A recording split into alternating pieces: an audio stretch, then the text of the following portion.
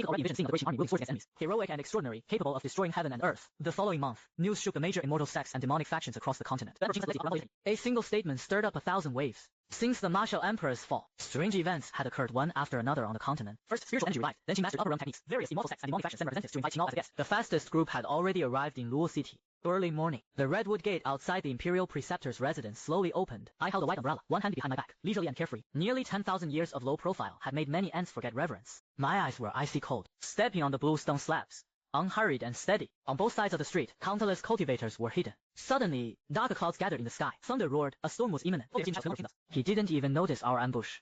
He must be at the end of his rope. Fellow cultivators, attack. Rain poured down heavily. In the close of rain, cultivators came from all directions. Various spell lights flickered. I continued forward, expression unchanged, ignoring the surrounding cultivators as if they were nothing. Soon, outside the Imperial Palace, a white figure holding an umbrella gradually emerged from the rain curtain. The palace guards knew who it was with just one glance. They hurried forward and knelt on the ground. Greetings, Imperial Preceptor. I will inform His Majesty immediately. I slightly raised my hand. No need. Send someone to clean up the trash on the street of the Imperial Preceptor's residence. The guard didn't know who would dare to litter on the Imperial Preceptor's street. He wouldn't ask further. He would only obey and execute the order. After I left, the guard immediately reported the matter to the captain. Upon hearing, the captain was furious. Who the hell has such audacity to litter on the Imperial Preceptor's street? If I find out, I'll exterminate their 9 clans. But upon arriving at the street, the guard captain was dumbfounded. Looking from afar, the street ahead was piled high with miscellaneous corpses. Each corpse had a twisted, terrified face, as if they had seen something horrifying. Captain Shiwa.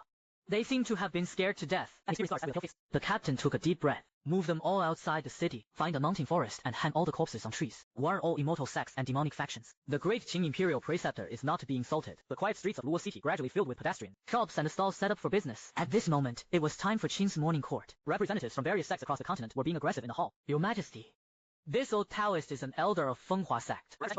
If your Majesty does not go, our sect leader will be displeased. Fenghua sect, that remote and desolate place. What's there to see? Our Snow Moon Tower's holy maiden has long admired your Majesty, and wishes to invite your Majesty as a guest, to discuss life and ideals.